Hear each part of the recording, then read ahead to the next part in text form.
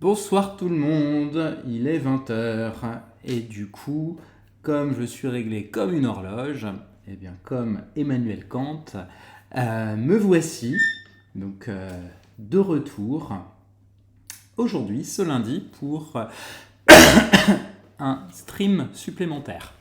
Donc je vais attendre que certains nous rejoignent parce que j'ai cru comprendre qu'il y avait toujours un léger décalage entre, entre le moment, où moi je me connecte et le moment où vous arrivez à voir ce qui se passe ici et pouvez me rejoindre.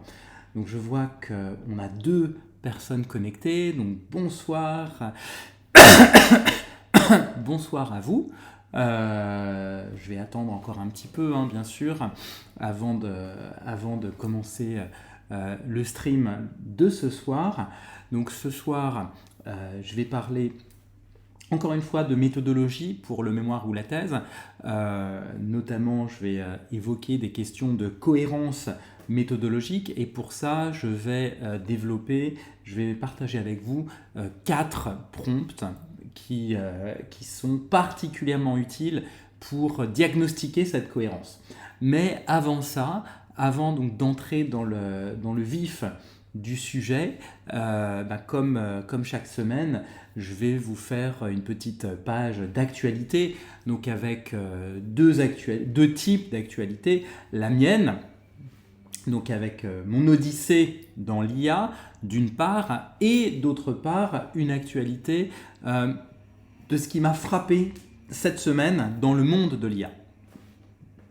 Et donc là, donc, il va y avoir un certain nombre de choses, certaines qui vous intéresseront plus que d'autres, mais je ne vais pas tarder. Donc j'attends encore un petit peu que d'autres nous rejoignent, parce que je crois que certains devraient nous rejoindre ce soir.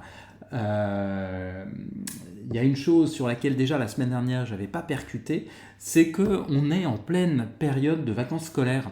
Donc moi, ça fait très longtemps que je ne suis plus concerné par les dates des vacances scolaires, moyennant quoi, quand il y en a, mis à part les vacances de Noël et les vacances d'été, je ne sais pas trop quand sont les congés habituels. Et là, donc, depuis, je ne saurais pas dire, ça fait 2 semaines ou 3, en gros, depuis un moment, il y a des vacances et je crois, je me trompe peut-être, mais je crois que l'Académie de Paris, où j'ai quelques fidèles, est en vacances cette semaine. Donc,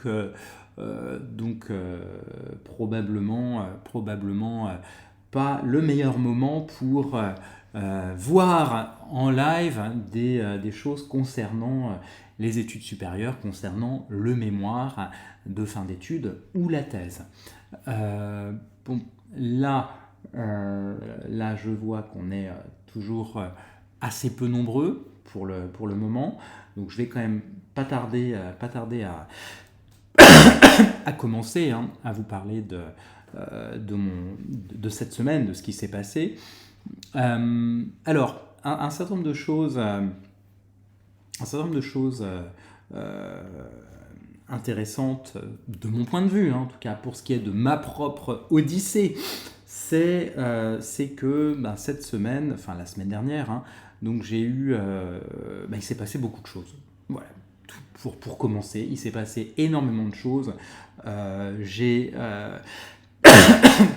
fait 2 démos, une lundi et une mardi, auprès de 2 écoles différentes qui sont intéressées par mes solutions, par mes outils.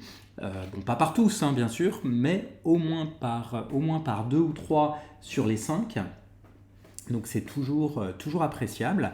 Donc 2 démos. J'ai également créé pour les écoles en question un compte de test.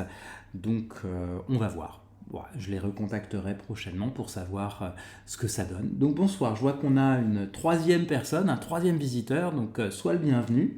Donc cette semaine, deux tests. surtout auprès de deux écoles, mais aussi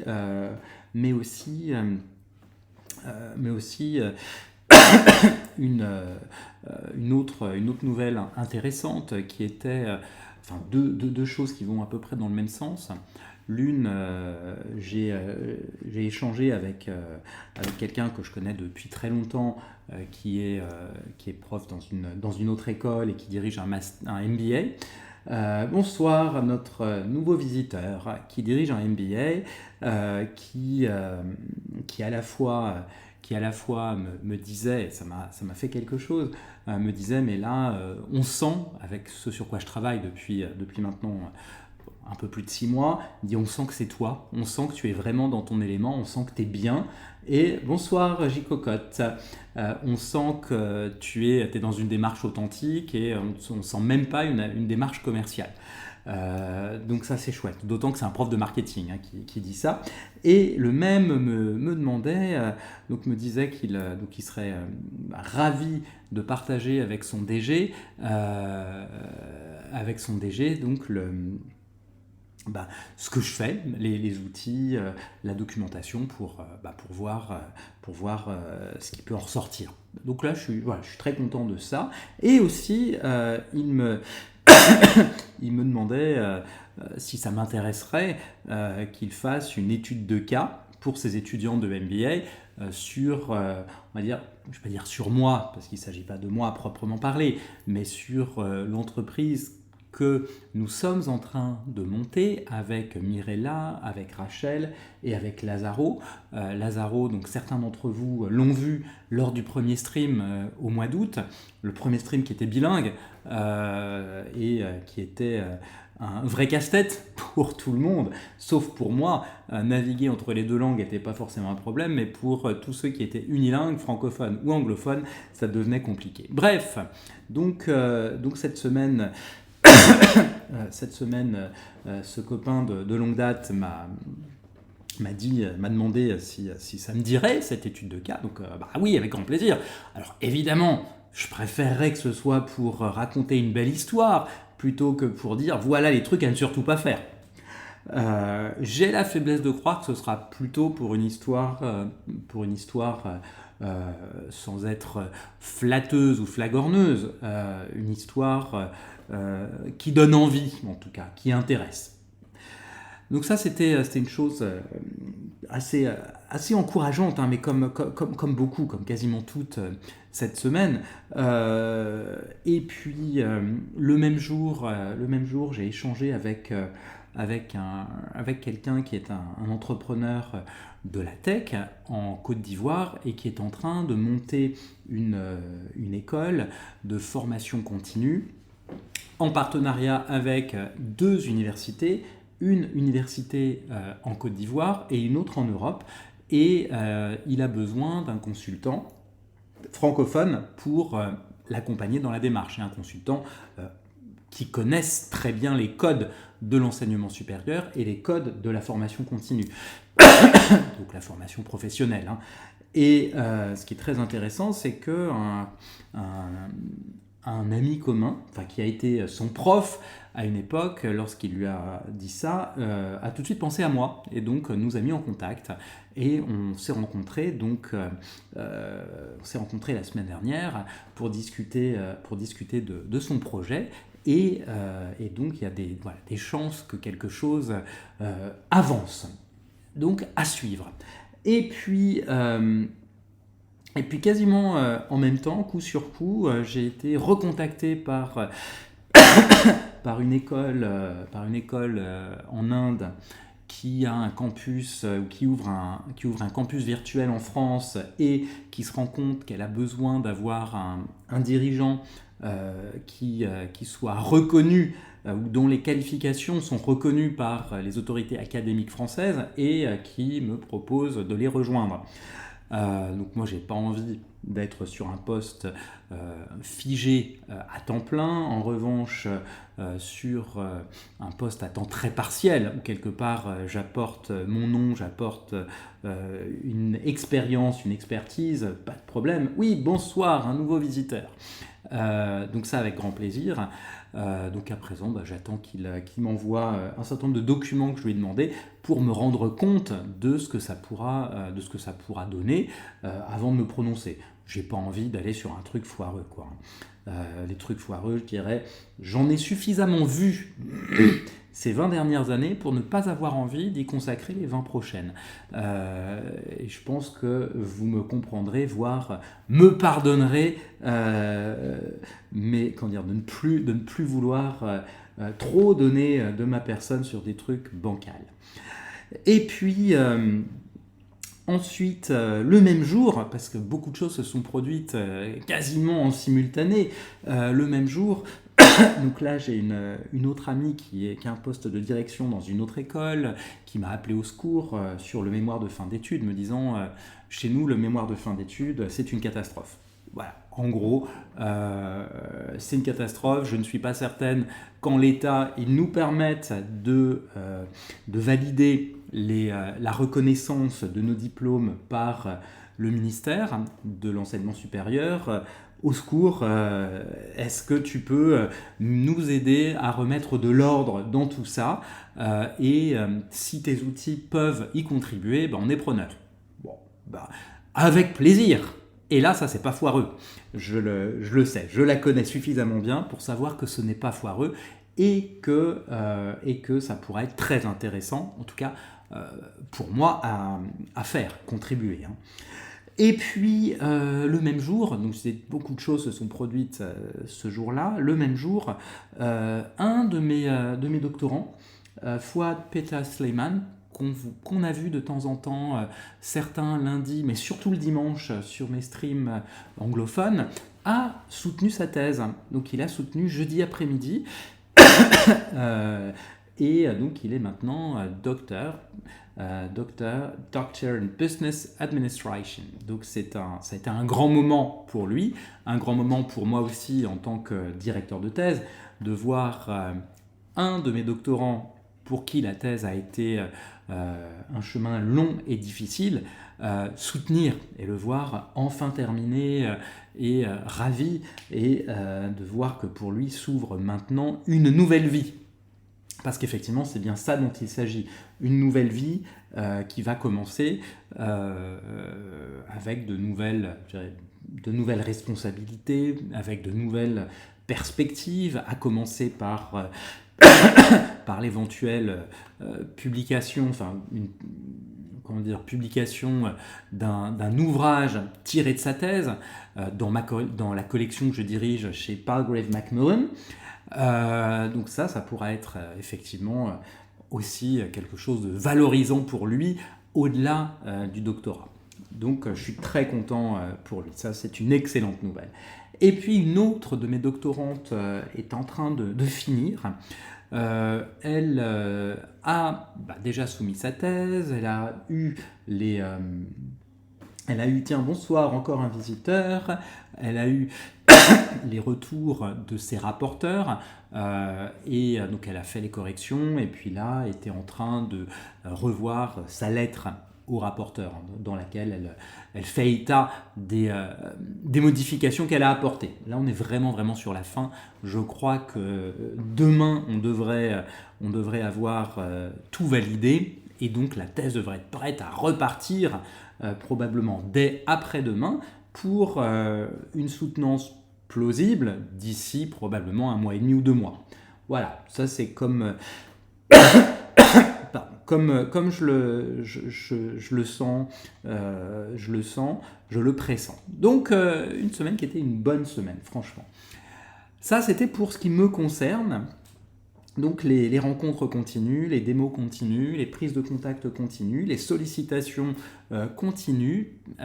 Et la semaine prochaine, je pense que j'aurai d'autres choses en la matière à partager avec vous, mais à chaque semaine, c'est nouvelle.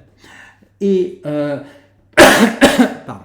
Alors, une autre chose, donc je vous ai parlé de l'Inde, du fait que donc une université en ligne indienne m'avait contacté. Ce qui est intéressant, c'est qu'une autre, en même temps, m'a contacté pour autre chose. Il m'avait approché il y a très longtemps enfin il y a très longtemps, il y a au moins 3 ou 4 mois, hein, pour me proposer un poste de prof invité chez eux autour du mois de février. Donc si ça se produit, je doute que j'aurai le temps de faire ne serait-ce une demande de visa avant la fin du mois, hein, qui est dans moins de 5 jours. Et ils m'ont recontacté la semaine dernière pour me dire oui, il faudrait quand même qu'on se reparle à propos de ce poste de prof invité. Bah oui, quand vous voulez. Bon, plus de réponse. Et c'est pas la première fois que je vois ça avec des universités en Inde, où en fait, ah bonsoir Fouad Petar, bah, je parlais de toi justement, en te félicitant pour ta soutenance. Donc Dr Sleiman vient de nous rejoindre. Donc c'est lui dont je parlais. Alors, je disais du mal, bien sûr. Hein. Non, je plaisante. Hein. Je disais que tu avais soutenu après une trajectoire qui a été longue, qui a été douloureuse, et que maintenant s'ouvre une nouvelle vie. Et que de nouveaux projets vont s'ouvrir à toi, notamment la perspective de publier un ouvrage dérivé de ta thèse dans ma collection chez Palgrave Macmillan. Voilà ce que j'ai dit à ton propos. Et donc, je disais, l'impression que j'ai sur ces universités indiennes, c'est que on vous contacte, une première approche, on discute, et puis après, des mois, sans qu'il se passe quoi que ce soit. Et puis, un jour, où on n'y pense même plus, eh ben, ils reviennent vers vous. En gros, comme si, reprenant la conversation, comme si celle-ci s'était arrêtée la veille. Alors, je trouve ça assez perturbant, en fait, de ne pas avoir une conversation vraiment suivie et entrecoupée de plusieurs mois. Alors, je reparle de l'Inde parce que une chose importante, deux choses importantes sont à noter cette semaine sur l'actualité de l'IA. La première, je vais commencer par l'événement un peu technique, et puis après je vais revenir sur ce qui est plus politique. La société Nvidia, donc qui produit ces processeurs, qui produit ces puces nécessaires au bon fonctionnement des centres de données et des machines qui font fonctionner, et des serveurs qui font tourner l'intelligence artificielle. Donc Nvidia a signé un accord avec le gouvernement indien de Narendra Modi pour déployer de gros investissements dans le pays. Alors, moi, je n'ai pas le souvenir d'avoir vu quel était le montant des investissements. Ça ne veut pas dire qu'il est inconnu, c'est-à-dire que je ne l'ai pas retenu. Mais on est sur des investissements massifs, comme à chaque fois qu'on parle d'IA. Et pourquoi l'Inde ? Pourquoi c'est important de comprendre qu'il y a un enjeu avec l'Inde ? Donc l'Inde, en fait, pose une volonté de construire un modèle d'IA qui soit alternatif à l'hégémonie des modèles américains, donc les principaux qu'on connaît, ChatGPT, Claude, Perplexity, pour ne citer que ceux-là. Il y en a quelques autres, mais ce sont les principaux. Et face à l'hégémonie des modèles chinois, à commencer par DeepSeek et par les modèles open source qui sont mis à la disposition du public gratuitement. Et donc l'Inde veut donc proposer une troisième voie, mais ce qui est beaucoup plus intéressant que simplement une troisième voie, pour une troisième voie, parce que ça, l'Indonésie, quelque part, de Sukarno, l'avait fait pendant la guerre froide, le non-alignement. Non, ce qui est beaucoup plus intéressant, et qui intéresse l'Europe, c'est qu'en Inde, vous avez plus de 100 langues officielles, et donc, l'un des enjeux de l'intelligence artificielle en Inde, c'est que celle-ci puisse être entraînée sur d'autres langues que l'anglais ou le mandarin. Donc les grands modèles américains sont entraînés à 90% sur des données produites en langue anglaise et le reste dans d'autres langues. Les modèles chinois sont entraînés quasi exclusivement sur du mandarin. Et l'Inde a donc besoin de pouvoir déployer une IA qui soit entraînée sur les différentes langues qui sont parlées dans le pays pour être performante pour toutes les franges de la population. Et là où c'est intéressant pour l'Europe, ce qui fait que l'Europe regarde de près ce qui se passe en Inde sur le sujet, eh bien, c'est le fait qu'en Europe, il ne vous aura pas échappé qu'on a au moins 27 langues officielles. Et donc, si on arrive... Bonsoir Rachel. Si on arrive à déployer une IA, à entraîner une IA sur une multitude de langues, et à la voir performante, bien sûr, eh bien, ça pourra être un pas vers une IA souveraine en Europe. Donc l'un des gros enjeux, pas le seul, mais l'un des gros enjeux d'une IA souveraine en Europe, c'est aussi la question de la langue, de l'entraînement. Donc l'Europe scrute de près ce qui se passe en Inde. Et donc cet investissement d'NVIDIA en Inde est très certainement annonciateur de progrès majeurs à venir. Alors pas des progrès strictement techniques, une IA plus rapide ou ceci ou cela. Non, une IA beaucoup plus riche linguistiquement et culturellement. Alors cet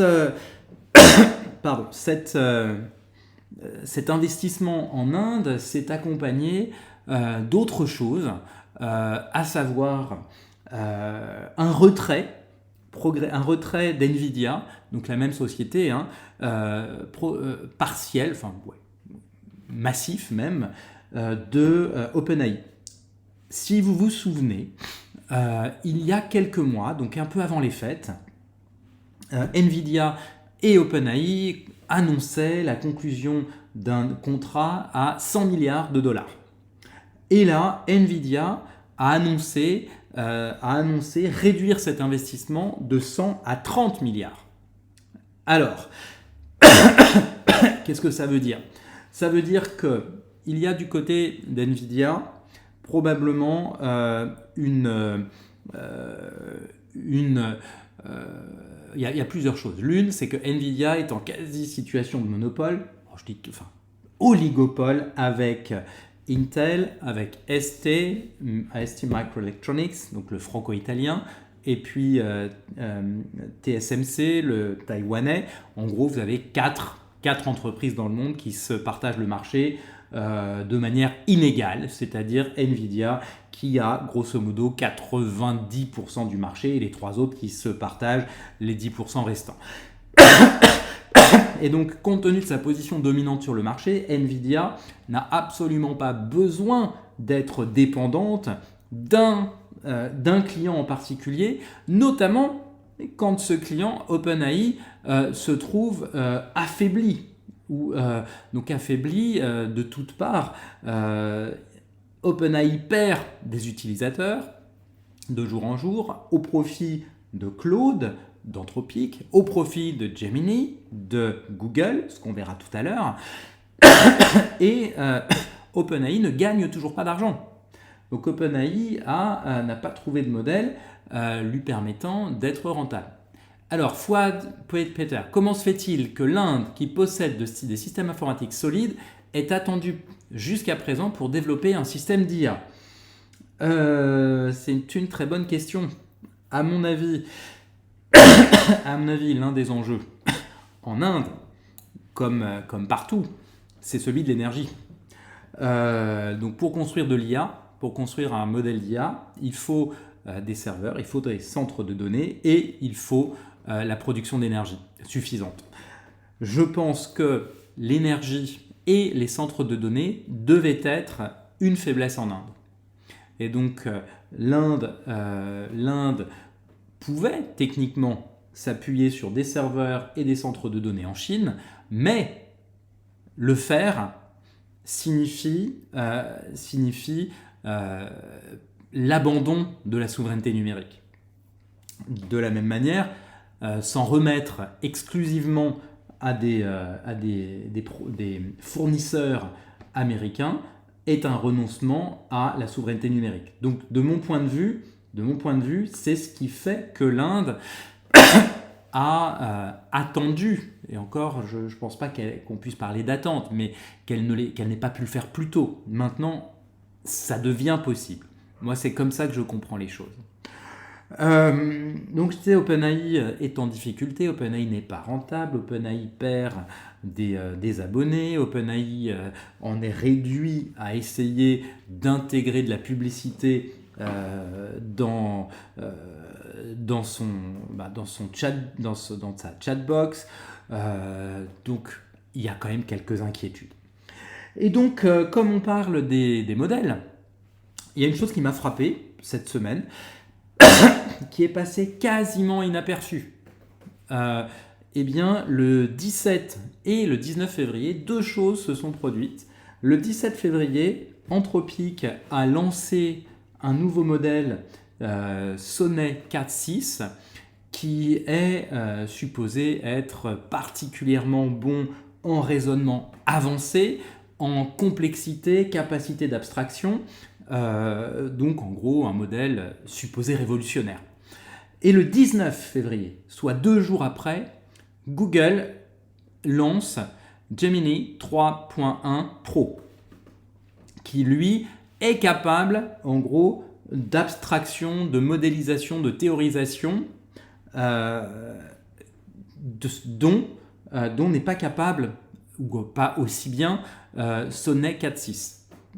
Donc en gros, là, on a eu cette semaine le lancement de 2 modèles supposés révolutionnaires, mais, et c'est ça que je trouve assez frappant, mais passé complètement inaperçu. C'est passé sous les radars. Alors, comment ça se fait que moi, je l'ai vu? C'est pas la presse qui en a parlé.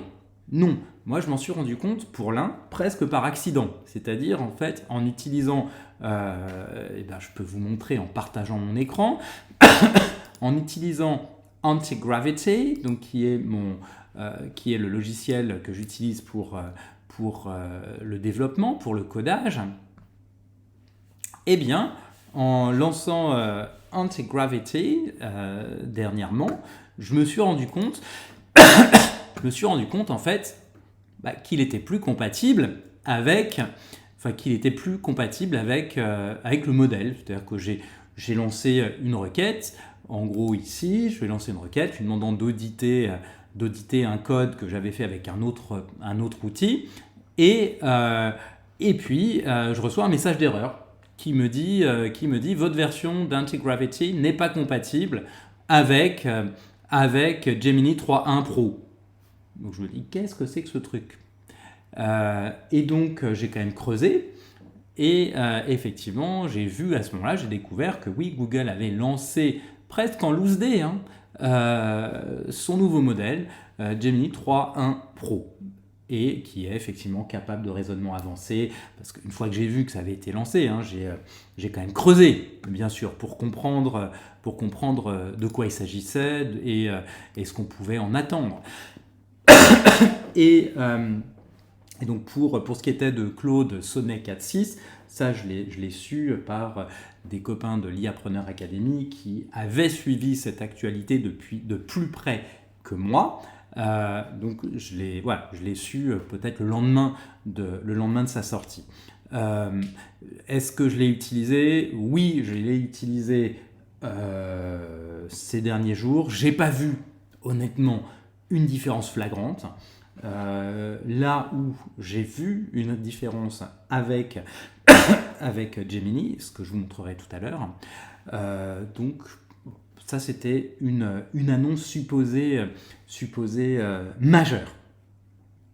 Mais je pense que la presse en parlera à partir de cette semaine, voire la semaine prochaine. Et puis, il y a 2 autres choses qui m'ont interpellé cette semaine. enfin 3 qui vont ensemble. La première, mais ça j'en avais déjà parlé la semaine dernière, cette ruée vers l'IA, cette gourmandise, sinon cette gloutonnerie en termes de consommation de puces et de processeurs se traduit par une pénurie mondiale de tels composants, à telle enseigne que tous les produits électroniques aujourd'hui subissent une inflation très importante du fait du manque de composants parce que l'IA consomme quasiment tout. Et donc ça pose un certain nombre de problèmes. Et là, donc j'avais évoqué aussi des problèmes d'énergie, d'alimentation en électricité. Et là, il y a deux choses donc, que j'ai vues cette semaine. L'un, c'est une start-up française, alors dont j'ai oublié le nom, mais je pourrais le retrouver.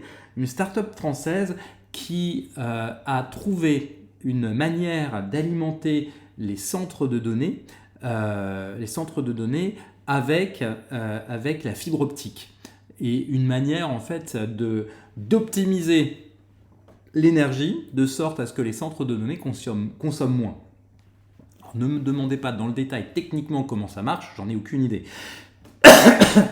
La seule chose que je pense avoir comprise, c'est que la fibre optique, donc cette technologie qui nous permet aujourd'hui de déployer l'Internet très rapide, est une technologie que cette start-up est en train d'appliquer pour l'alimentation des centres de données.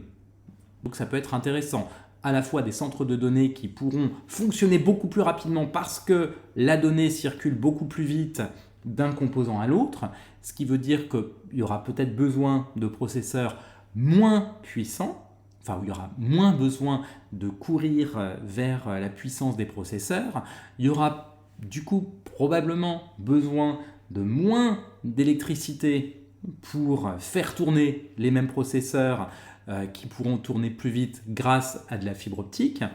Donc ça m'a l'air très prometteur. Et puis une autre chose qui m'a frappé et qui est passée complètement inaperçue et qui à mon avis restera inaperçue assez longtemps.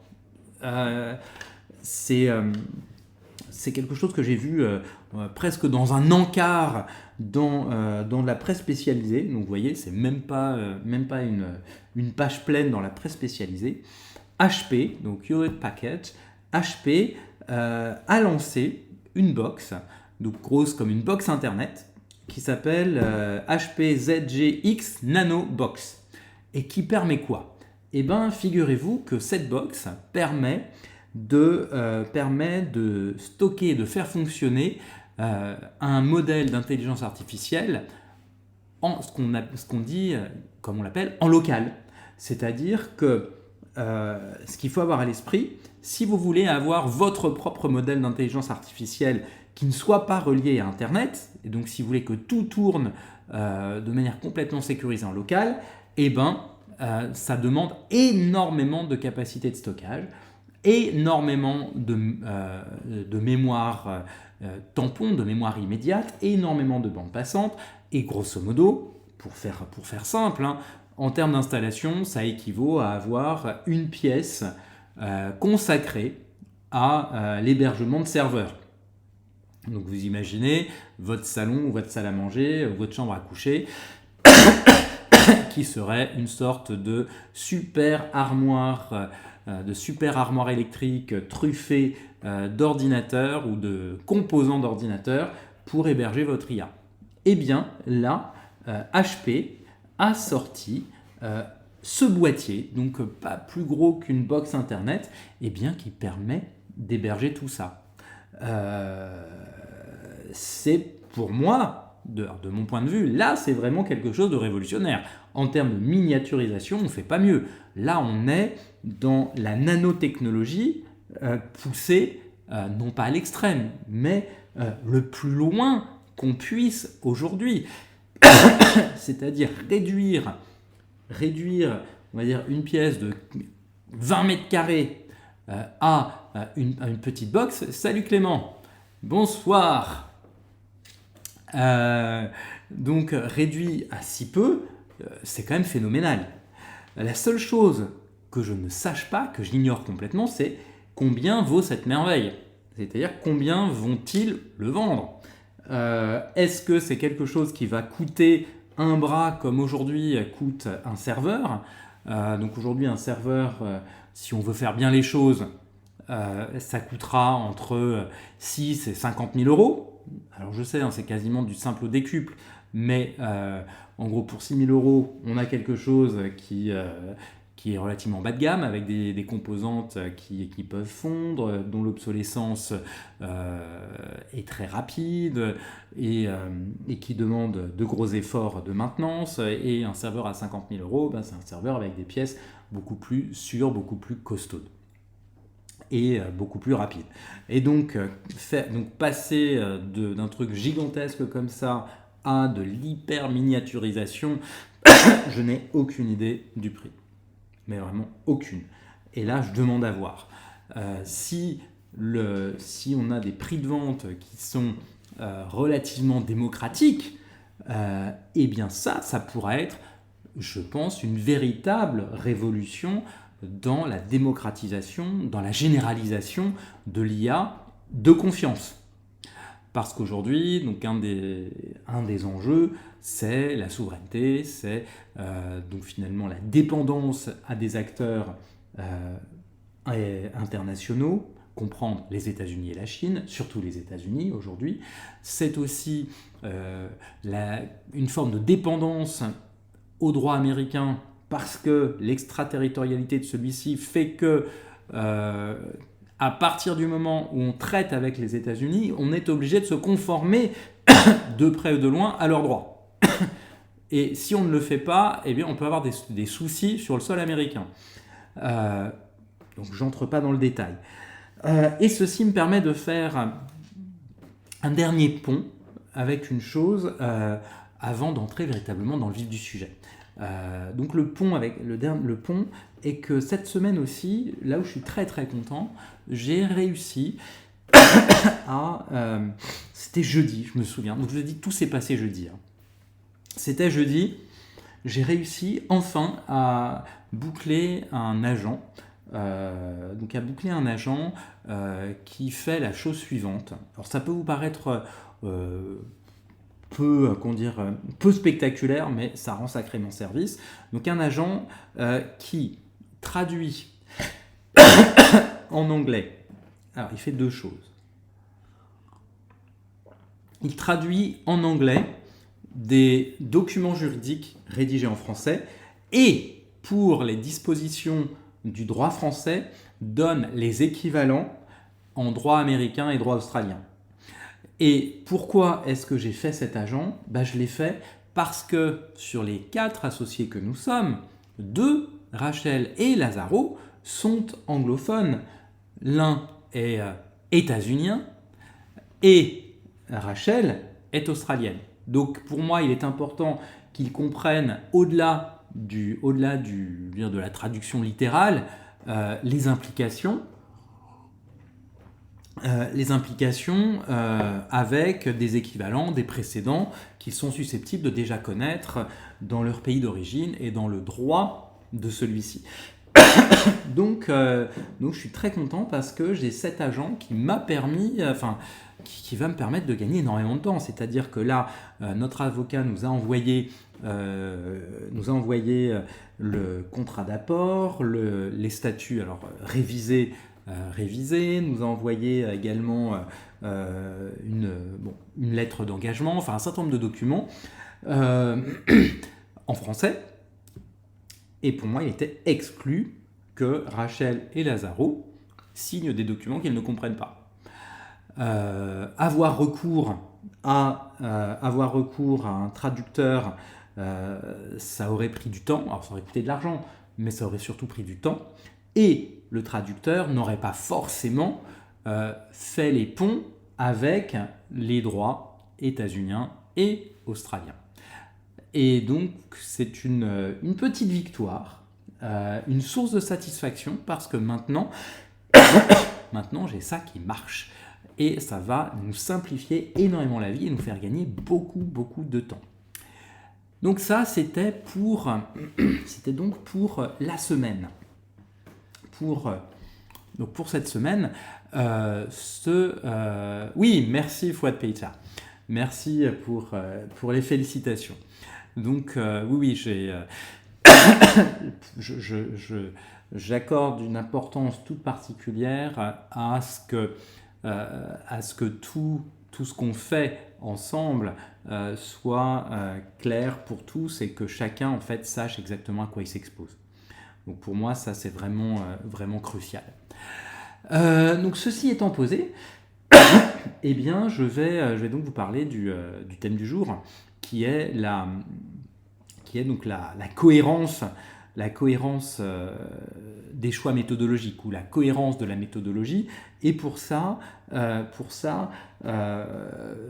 voudrais revenir sur 2-3 petites choses, et ensuite je vais développer 4 prompts surtout. La première chose que je voudrais rappeler, c'est que la recherche, ce n'est pas une boîte à outils. Ce n'est pas un ensemble de techniques qu'on met bout à bout. Ce n'est pas un ensemble de recettes qu'on applique. C'est une structure. C'est une structure cognitive. C'est une cohérence cognitive et intellectuelle qui s'inscrit dans une démarche verticale, alors descendante, à savoir, on part de la question de recherche, donc en fait la question à laquelle on veut répondre, celle qui nous taraude. De cette question, on descend vers la théorie. La théorie, c'est quoi? La théorie, c'est finalement le modèle de pensée ou le cadre de pensée dans lequel on va s'inscrire pour pouvoir répondre à cette question. Et de ceci découle découlent des lentilles analytiques, c'est-à-dire ce qu'on va faire, ce qu'on va regarder et comment on va le regarder, ce qui rentre dans le cadre de l'étude et ce qui n'y rentre pas. Et de ça va découler le choix des données dont on aura besoin. Compte tenu de ce qu'on va observer, on sait qu'on aura besoin de tel type de données plutôt que de tel autre. Et des données dont on a besoin découlent naturellement les méthodes de collecte et de traitement. Et de là découlent ensuite les affirmations. Alors vous verrez ici, les prompts évoquent des claims. Alors pour les lecteurs de BD, les claims, non, ce n'est pas un morceau de territoire dans le Far West à l'époque de la ruée vers l'or. En l'occurrence, in English, a claim, c'est une affirmation, c'est quelque chose qu'on revendique en fait. On revendique une idée comme on revendique un territoire. C'est exactement la même racine et la même idée. Donc, ce qu'on va voir, c'est que ce soir, c'est que tout ça, c'est cette question de la méthodologie, ça va être un test non pas des méthodes et de leur qualité intrinsèque, mais véritablement de la qualité des choix qui sont faits et de la logique des choix, en fait. Et à partir de là, donc, je vais vous projeter donc le premier prompt. Ensuite, on va le faire tourner ensemble sur Gemini et notamment dans sa dernière version, celle que j'évoquais tout à l'heure, 3.1 Pro. Et alors, pourquoi est-ce qu'il m'a mis ici 3 et pas 3.1 ouais, on va faire 3, ça suffira. Peut-être. Hop. Donc, je vous projette le premier prompt. Donnez-moi juste un petit instant. Hop. Et là, vous allez voir, même pour le partage, j'ai tenu compte d'une remarque qui m'a été faite la semaine dernière, à savoir que mon écran, quand je partageais des choses, n'était pas forcément toujours visible. Du coup, j'en ai tenu compte, j'ai un peu changé la manière de structurer l'écran et normalement, vous devriez voir à peu près clair. Donc là, la première chose qu'on va voir, c'est finalement la logique verticale. C'est-à-dire qu'on va tester ici l'architecture du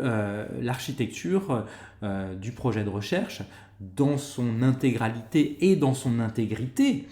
Et donc on va regarder où est la faille, s'il y en a. Hein. S'il n'y a pas de faille, ben, il n'y a pas de problème. Hein. Mais s'il y a une faille, on va essayer de déceler où elle se trouve.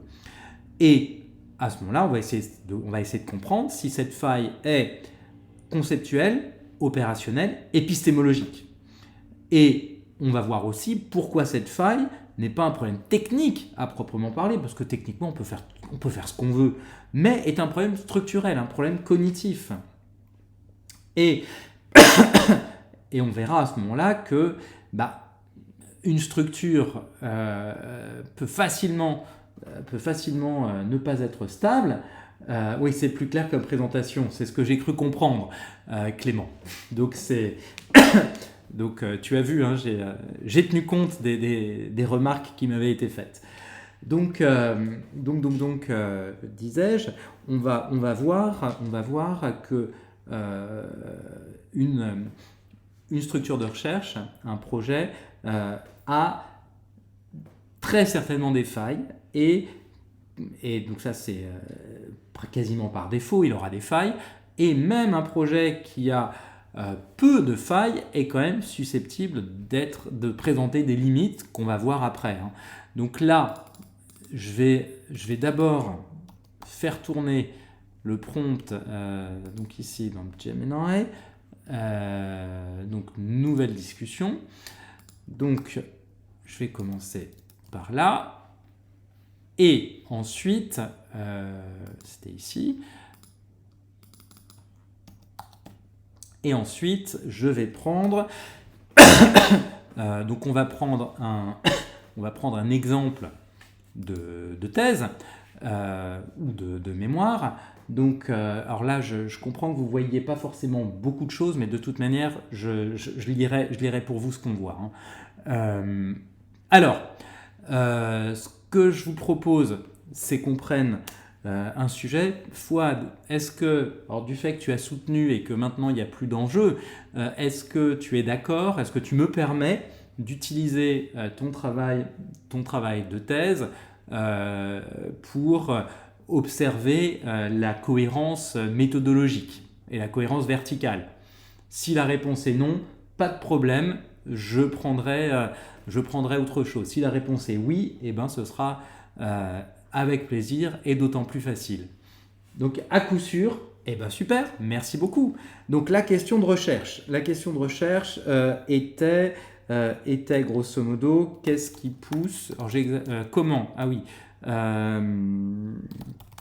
comment les entreprises familiales, alors la question de recherche n'est peut-être pas complètement fidèle à ce que tu as mis dans la thèse, et tu vas voir, ça aura aussi une incidence sur les autres prompts, et c'est ça qui sera aussi intéressant. Comment les entreprises familiales organisent-elles leur pérennité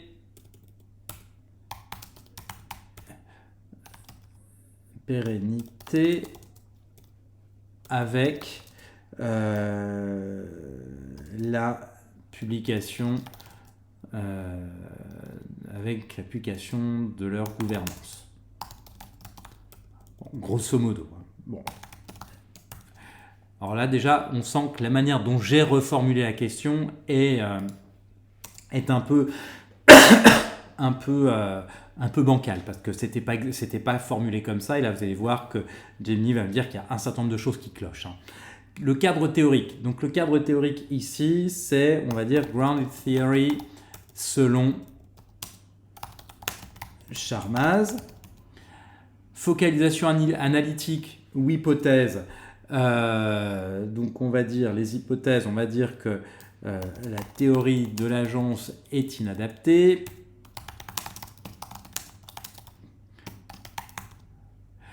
Les données, c'était des entretiens avec des dirigeants de 2 entreprises familiales au Liban. Méthode codage selon Joya. Conclusion, eh bien, en gros, et conclusion, c'est que la publication de données de gouvernance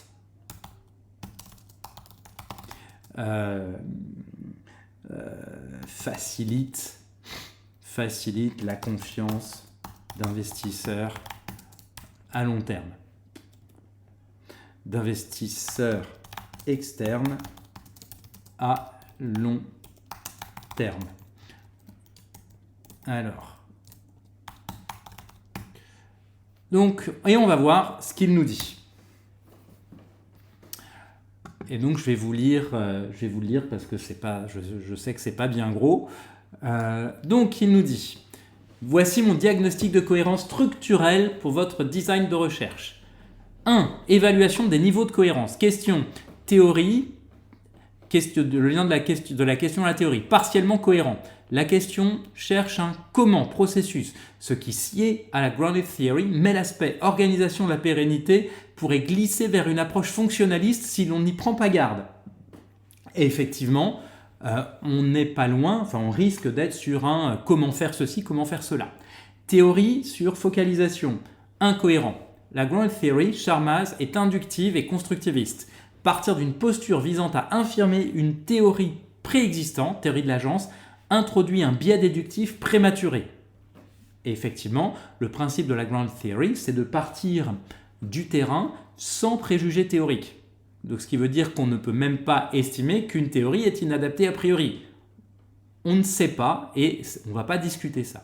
Focalisation vers les données. Cohérent. Les entretiens avec des dirigeants sont adaptés pour explorer des logiques de gouvernance et des critiques de modèles contractuels. Ok ? Données vers méthode. Partiellement cohérent. Bien que Joy soit une méthode de codage rigoureuse, elle est structurellement distincte de la grounded theory de Sharmas, plus interprétative, plus souple. Utiliser Joy pour faire du Sharmas crée une friction méthodologique. C'est-à-dire qu'en gros, Joy nous dit d'appliquer des catégories analytiques venant d'un cadre préexistant pour traiter les données qualitatives, pour traiter des entretiens. Là où Sharmas nous dit, non, on va voir ce qui ressort des entretiens. On va voir s'il y a un cadre théorique qui ressort. Et là, Fouad Peter, que se passerait-il si la question était pourquoi certaines entreprises familiales non cotées surmontent les difficultés liées à la divulgation d'informations sur la gouvernance? On va voir dans quelques instants, justement. Méthode sur conclusion. Incohérent. Le codage qualitatif, Joy Sharmas, vise à faire émerger des concepts ou des processus, tandis que la conclusion annoncée ressemble à une validation de corrélation de type positiviste. X facilite Y. Le maillon le plus fragile. Le maillon le plus fragile est l'articulation entre la focalisation analytique, rejet des théories de l'agence, et le cadre théorique. Sharmas.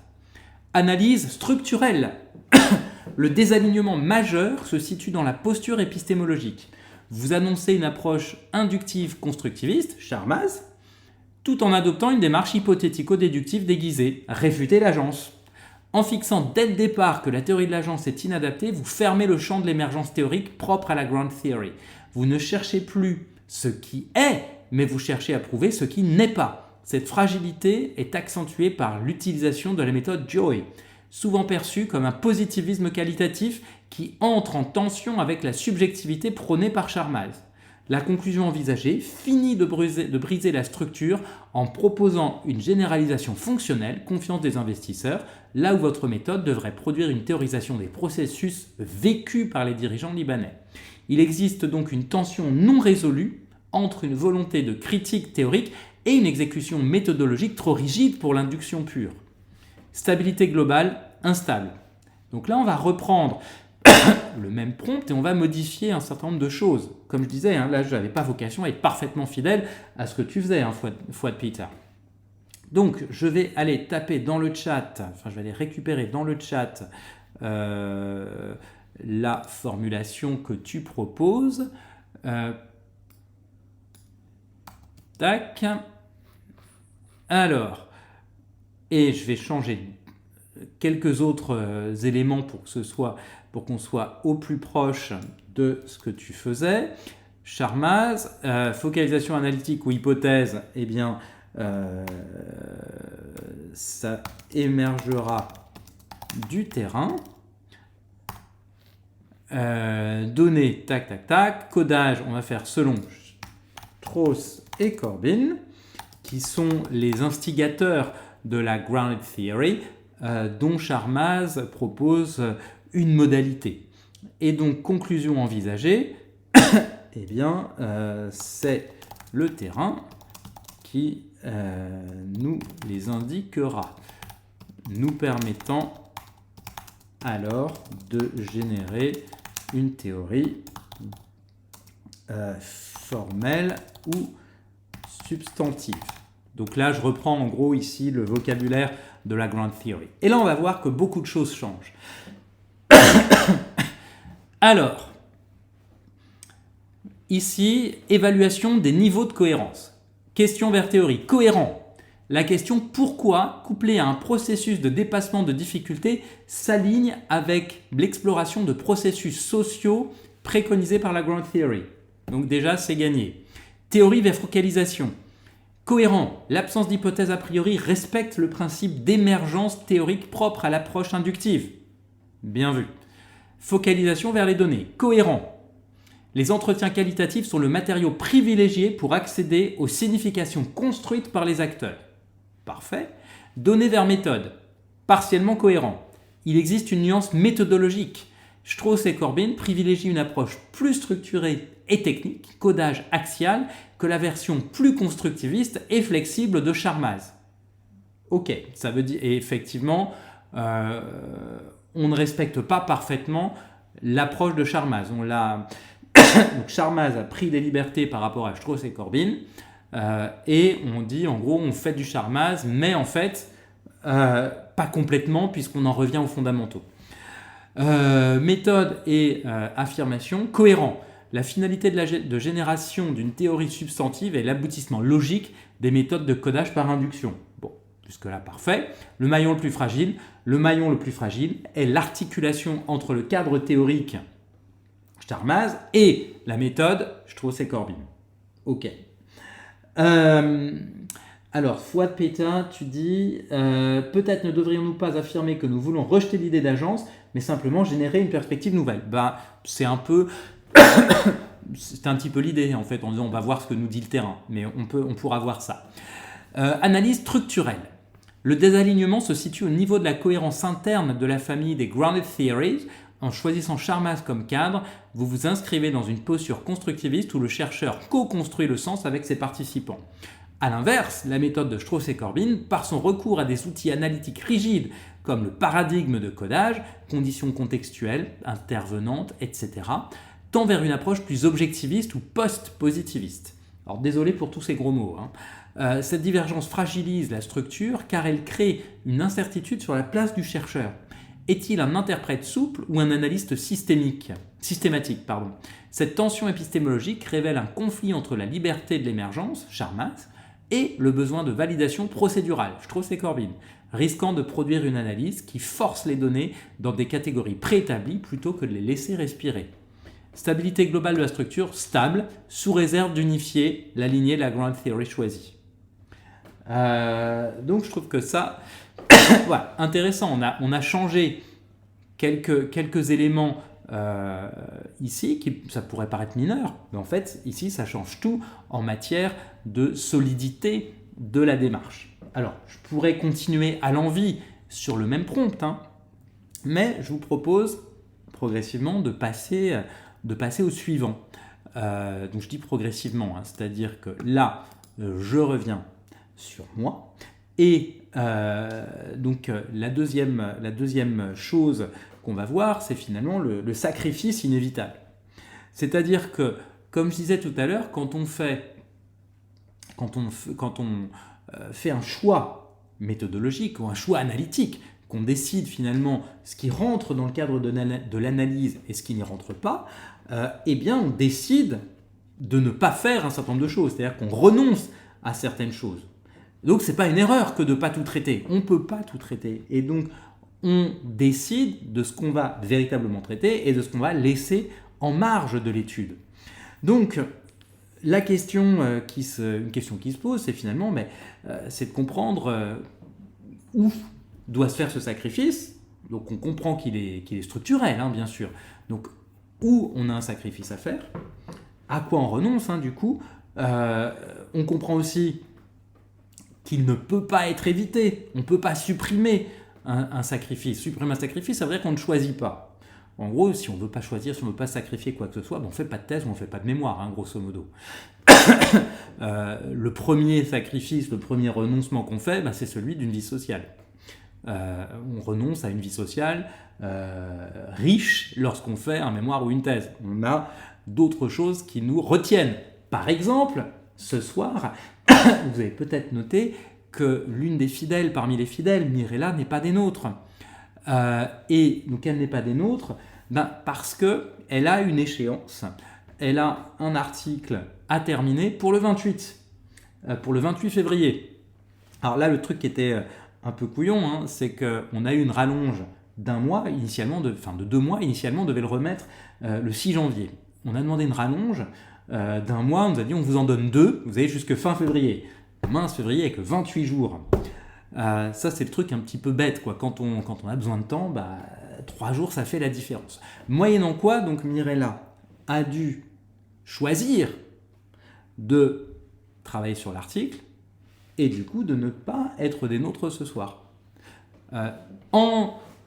Pour ne pas avoir à choisir, finalement, elle n'aurait pas fait de thèse, pas d'article. Et donc, elle n'aurait même pas eu à choisir entre travailler sur l'article ce soir ou assister à mon stream. Elle n'aurait même pas eu besoin d'assister à mon stream, en fait. C'est-à-dire que le choix aurait été quel film je vais regarder ce soir ou quelle émission de télé. Je ne sais pas forcément quel est le programme. Mais donc, on a forcément des choix et forcément des sacrifices qui se font. Et c'est tout à fait normal. Il n'y a pas lieu de s'en inquiéter, bien au contraire. Donc là, le deuxième, diagnostic de sacrifice et de frontières. Donc le rôle, tu es un analyste des frontières méthodologiques. Ta tâche, mettre en évidence le sacrifice épistémique et la frontière de généralisation de mon design. Ne suggère aucune alternative.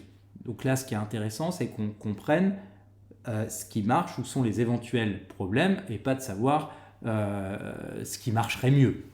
Entrée, question de recherche, méthode, échantillon, type de données, résultat attendu. Donc ça, on va reprendre ce qu'on a vu avec Fouad tout à l'heure. Format de sortie, 1. Force épistémique principale du design. 2. Sacrifice épistémique principal. 3. Niveau de généralisabilité. Aucune, contextuelle, analytique, statistique. 4. Risque de surinterprétation, faible, moyen, élevé.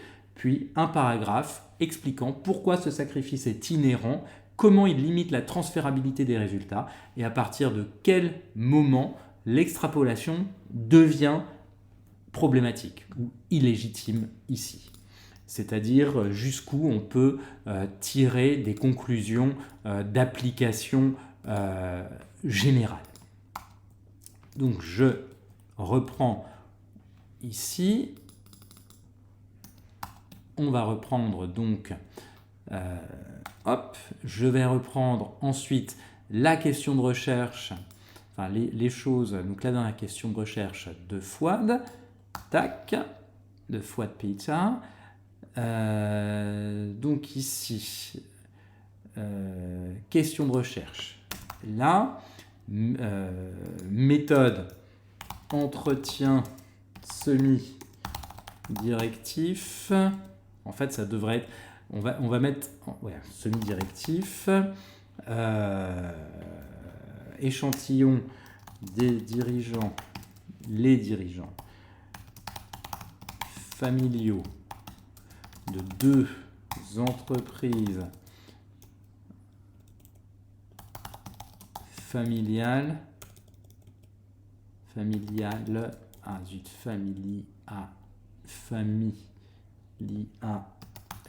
au Liban. Type de données, qualitative, textuelle, méthode, ah oui, méthode Grounded Theory, voilà, pardon, toutes mes excuses, on va faire comme ça. Grounded Theory, ici, entretien semi-directif avec les dirigeants, tac, tac, tac, résultat obtenu, ils découleront des observations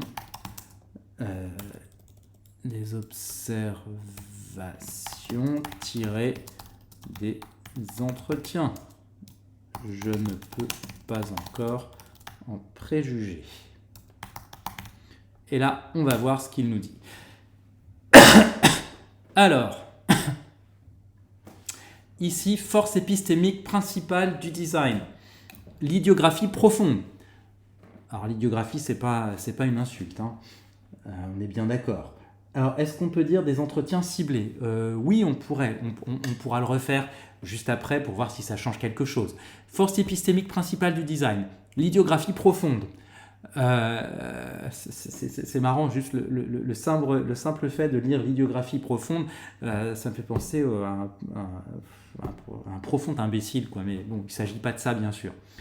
Donc votre étude, votre design permet une saisie fine des logiques d'action et des systèmes de sens subjectifs des dirigeants dans un contexte spécifique, celui du Liban, offrant une compréhension granulaire du pourquoi derrière le dépassement des réticences à la divulgation. Le sacrifice épistémique principal, donc là ça va être intéressant, la variabilité structurelle. En vous limitant à 2 unités d'observation, vous sacrifiez la possibilité de saturer les catégories théoriques à travers une diversité de profils de l'entreprise, de taille, secteur, génération de contrôle différents, ce qui fragilise la robustesse de la montée en généralité. Effectivement, ici, on choisit 2 cas, et en choisissant ces 2 cas seulement, on exclut tous les autres. On décide de ne pas étudier tous les autres.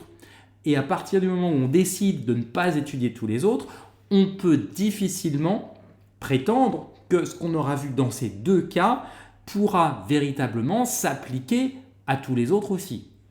Donc, niveau de généralisabilité analytique, ici, l'étude permet de générer des concepts ou des modèles théoriques qui pourront être mis à l'épreuve dans d'autres contextes sans toutefois prétendre à une représentativité de la population des entreprises familiales.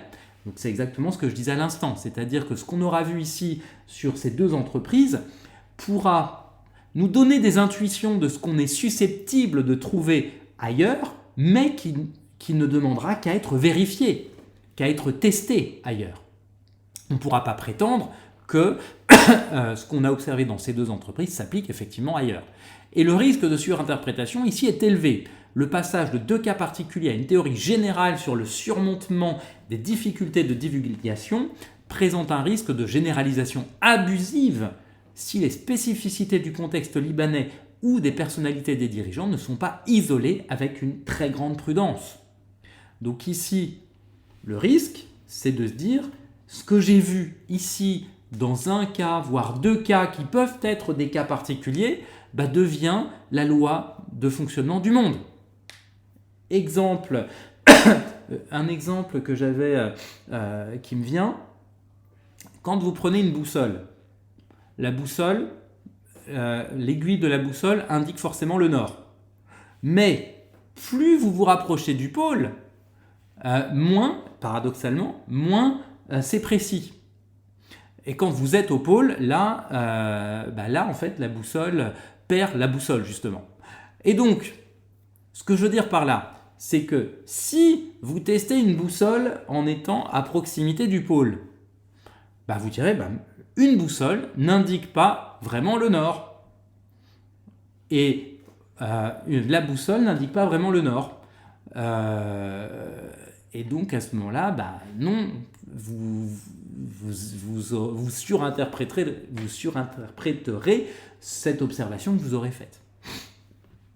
Analyse des frontières.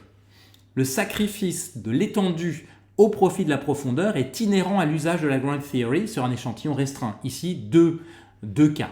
En privilégiant l'immersion dans le récit de 2 fratries ou lignées dirigeantes, vous accédez à la complexité des non-dits, mais vous perdez la capacité de distinguer ce qui relève d'une loi de fonctionnement du monde en l'occurrence les entreprises familiales, de ce qui relève de la singularité culturelle ou institutionnelle du Liban. Cette configuration limite la transférabilité au contexte représentant des caractéristiques similaires, capitalisme de proximité, faible régulation étatique, en gros c'est ce qu'on avait mis derrière un système financier opaque, structure familiale forte, etc. L'extrapolation devient illégitime dès lors que vous tenteriez d'appliquer vos conclusions à des entreprises familiales opérant dans des environnements juridiques plus contraignants, ou dès que vous transformez une observation comportementale liée à deux individus en une règle de gouvernance universelle. Donc là, on voit ici, les frontières, donc finalement à quoi on s'est retrouvé à renoncer, ce qu'on a accepté de sacrifier, et donc ce qu'on a accepté de sacrifier ici, c'était la définition d'une loi générale relative à la gouvernance des entreprises familiales. Donc ici, je vais reprendre sur l'échantillon. Donc, Fouad Pétain, tu disais des entretiens ciblés. Bon, on va voir si je ne pense pas que ça changera énormément de choses. Entretien libre ciblé, on va dire. À mon avis, ça ne changera pas grand-chose. On va voir. Ah, quand même. Force épistémique principale du design. L'épaisseur phénoménologique. En privilégiant des entretiens libres au sein de seulement 2 unités, vous maximisez la capacité à capter les structures de sens latentes et les non-dits organisationnels. Vous accédez à la boîte noire des motivations profondes des dirigeants, là où une étude de plus grande ampleur ne ferait qu'effleurer des justifications de surface. La saturation théorique, donc sacrifice épistémique principal. La saturation théorique et la représentativité typologique. Donc la saturation théorique, c'est le moment où on sait que l'entretien supplémentaire n'apportera rien de plus. Donc ici, on prend le parti, oui, de ne pas être en mesure d'atteindre la complétude en fait. On sait que ce ne sera pas complet, on sait que ce ne sera pas abouti, mais on sait qu'avec 2 cas, le sacrifice porte sur la variété des configurations possibles. On accepte de renoncer à la distinction entre ce qui relève d'une dynamique de groupe universelle et de ce qui est complètement idiosyncratique, propre à l'histoire spécifique de ces 2 familles ou à la conjoncture économique libanaise sur la période considérée. Niveau de généralisabilité analytique, bon là c'est à peu près la même chose que tout à l'heure, risque de surinterprétation élevé pour les mêmes raisons que tout à l'heure. Maintenant, je voudrais venir sur l'analyse des frontières. Ici, ce sacrifice est inhérent à la tension entre profondeur idiographique et étendue nomothétique. En choisissant l'entretien libre, vous privilégiez la trajectoire singulière du dirigeant, ce qui limite mécaniquement la transférabilité. Les mécanismes de surmontement des difficultés identifiés ici sont prisonniers d'un écosystème où la confiance et la transparence sont fortement médiatisées par le contexte, médiées par le contexte institutionnel du Liban. La frontière de généralisation est donc strictement confinée à des organisations partageant des structures de gouvernance et des pressions environnementales quasi identiques. C'est pour ça que j'évoquais, quand on travaillait sur la thèse, le fait que la représentativité de la thèse serait, au-delà du Liban, des pays au système financier opaque et aux structures familiales fortes, type Singapour, type le Belize, type le Luxembourg, etc. L'extrapolation devient illégitime dès lors que l'on tente de décontextualiser ces résultats pour en faire une théorie du comportement de l'entreprise familiale non cotée au sens le plus large du terme. À ce stade, le chercheur basculerait du constat d'une réalité observée à la projection d'un modèle universel impossible à vérifier tel quel, et ignorant de ce fait que ce qui fonctionne pour ces 2 familles peut être inopérant ailleurs. Donc ici, on a vu donc avec le même projet de thèse, sous deux formulations légèrement différentes, deux familles de renoncement. Et donc, comme je disais tout à l'heure, c'est inhérent à la recherche, donc il n'y a pas de problème. On sait à quoi on renonce et c'est ça qui est important, qu'on le fasse en connaissance de cause, en conscience. Et ensuite, alors, pourquoi est-ce qu'ici ça ne veut plus rien savoir? Ensuite, j'avais le troisième, donc sur le troisième prompt, lui va, voilà. Donc après, j'ai donc le sacrifice inévitable. Ensuite, on a la question des allégations illégitimes. Donc, vous allez voir, donc ici, il va dire les claims illégitimes. C'est-à-dire qu'en fait, il y a des dérives quand, quelle que soit la méthodologie qu'on emploie, il y a de grosses dérives. La première dérive, c'est d'utiliser un langage causal, ou en tout cas qui induit qu'il y a une relation de cause à effet entre deux choses qu'on observe, sans que la démarche elle-même ne s'y prête. Deuxième grosse dérive possible, la généralisation sans avoir une logique d'échantillonnage, c'est-à-dire sans chercher à constituer un échantillon représentatif de quoi que ce soit. Troisième dérive possible, l'interprétation sans aucun mécanisme de vérification. Et d'où, là, le troisième prompt que je vais tout de suite partager avec vous. Le troisième prompt qui est celui du diagnostic de légitimité des affirmations. Et là, il nous dit « Rôle, tu es examinateur de légitimité scientifique. Tâche, évaluer si mes claims, donc mes affirmations, en particulier tout langage causal, sont soutenus par ma structure, par mon design de recherche. Ne reformule ni ne corrige les allégations.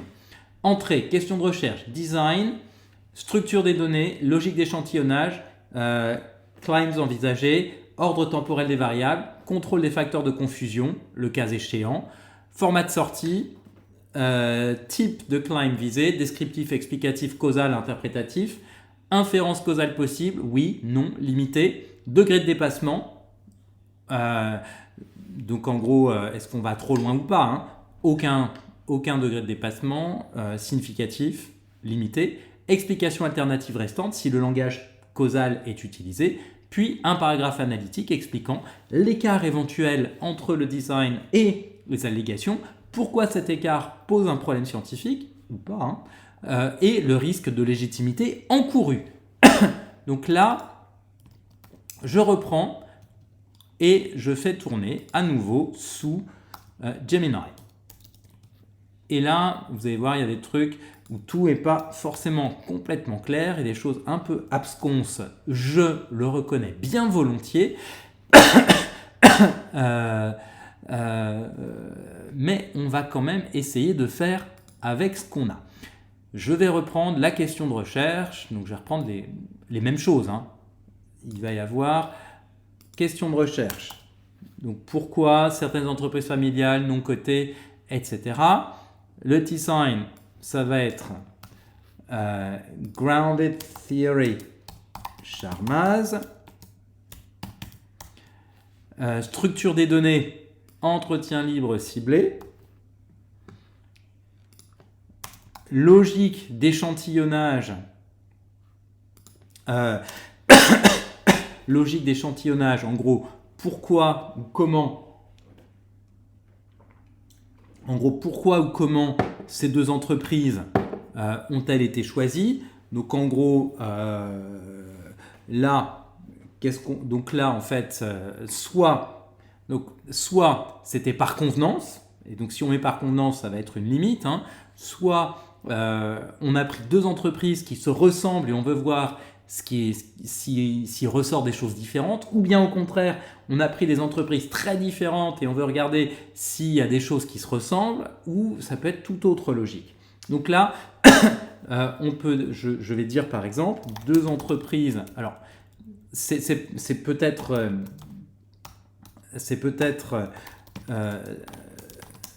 inexact, mais deux entreprises très différentes pour voir si elles présentent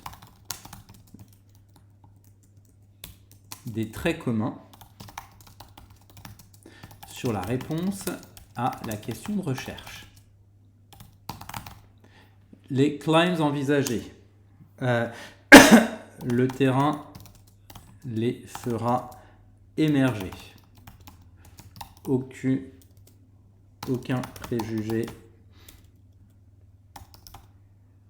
Zut. À ce stade.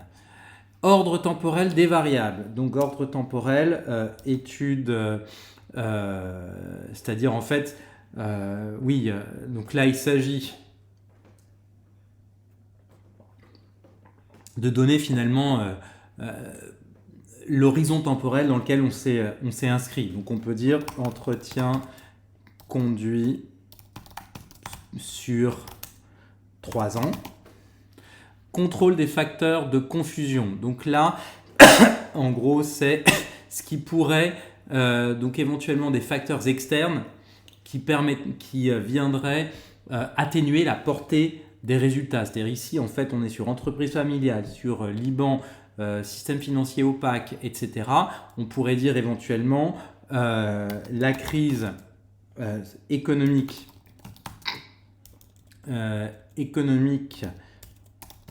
et sociale n'est pas prise en compte ici. Donc on verra ce que ça nous dit. Et là, on fait tourner. Alors, type de claim visé, donc type d'affirmation visée. Interprétatif et explicatif. La Ground Theory de Charmas vise à comprendre comment et pourquoi les acteurs construisent des processus sociaux. Ici, le surmontement de la réticence. Inférence causale possible, limitée. Le design permet d'identifier des mécanismes psychologiques ou relationnels, mais pas de prouver un lien de cause à effet mécaniste et reproductible. Degré de dépassement limité. Tant que les résultats restent confinés à la génération de concepts et à la compréhension de processus, le design soutient les affirmations. Explication alternative restante. Si un langage causal était utilisé, par exemple, X provoque le surmontement de Y, les explications suivantes resteraient non traitées. La crise libanaise, facteur de confusion majeur qui peut forcer une divulgation par nécessité de survie plutôt que par choix de gouvernance. Biais de désirabilité sociale. Les dirigeants peuvent reconstruire a posteriori une narration rationnelle de leurs difficultés. Effet d'apprentissage, la durée de 3 ans peut introduire des changements de maturité chez les dirigeants indépendants du processus de divulgation lui-même.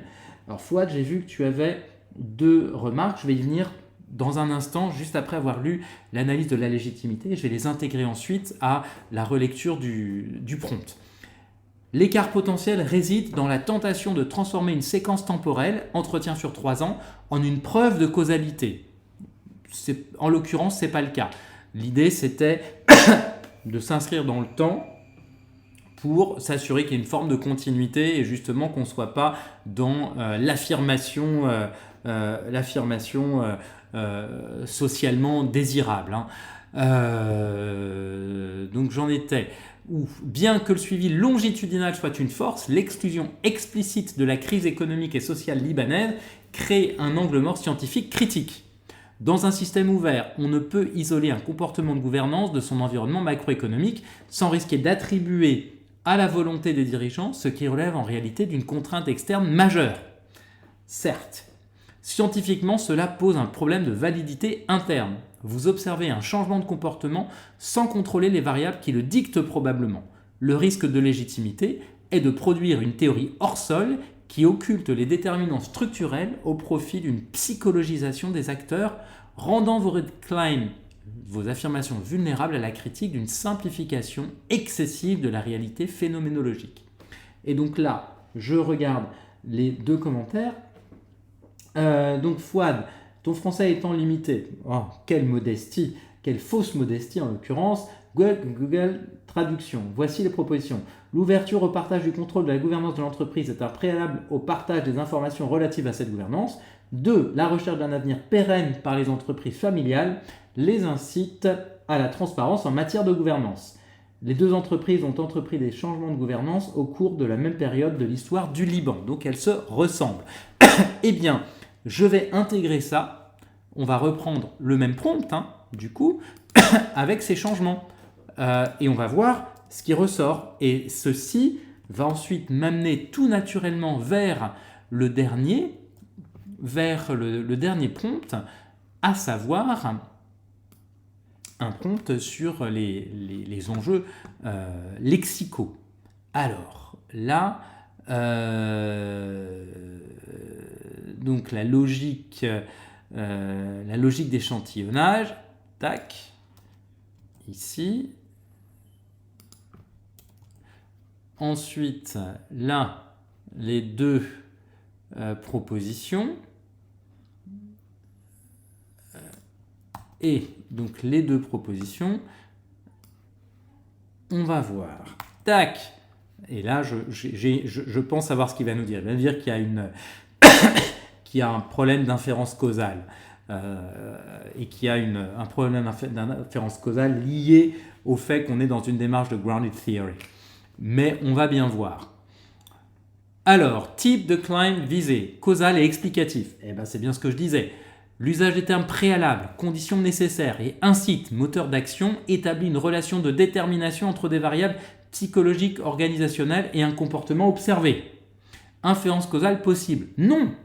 Le design basé sur la grounded theory de Sharma est conçu pour la compréhension de processus co-construits et pas pour l'isolement de variables causales.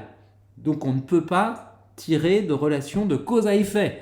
La taille de l'échantillon, 2 entreprises, ne permet pas une telle validation. Donc on a ici, en termes de dépassement, c'est le 3e point, quelque chose de significatif.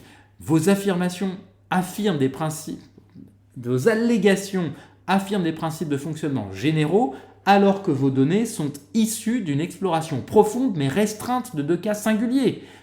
D'où on ne peut pas prétendre qu'il y a un lien de cause à effet.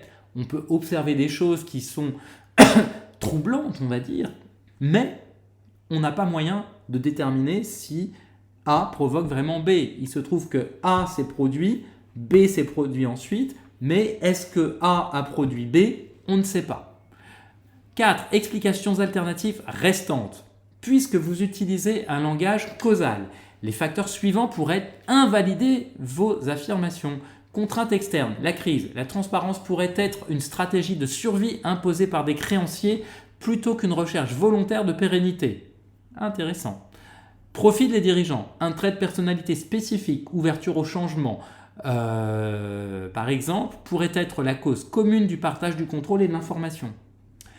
Effet de maturation. Sur 3 ans, l'évolution naturelle du cycle de vie familial peut expliquer les changements, indépendamment des variables citées. Analyse de la légitimité. L'écart majeur réside dans la formulation de lois de comportement est un préalable, incite, à partir d'un matériau purement discursif et interprétatif. En évacuant explicitement la crise économique libanaise, facteur de confusion systémique pourtant contemporain de vos entretiens, vous risquez d'attribuer une intentionnalité managériale, la recherche de pérennité, à ce qui pourrait être une réponse adaptative forcée. Sur le plan scientifique, postuler une condition nécessaire, préalable, sans dispositif de comparaison avec des entreprises n'ayant pas partagé leur contrôle, fragilise la preuve. Le risque de légitimité est celui du déterminisme narratif. Transformer le récit rétrospectif et rationalisé de 2 dirigeants en une mécanique causale universelle. Votre design documente des perceptions, tandis que vos affirmations annoncent des vérités structurelles, créant une rupture dans la chaîne de preuves qualitatives. Donc ici,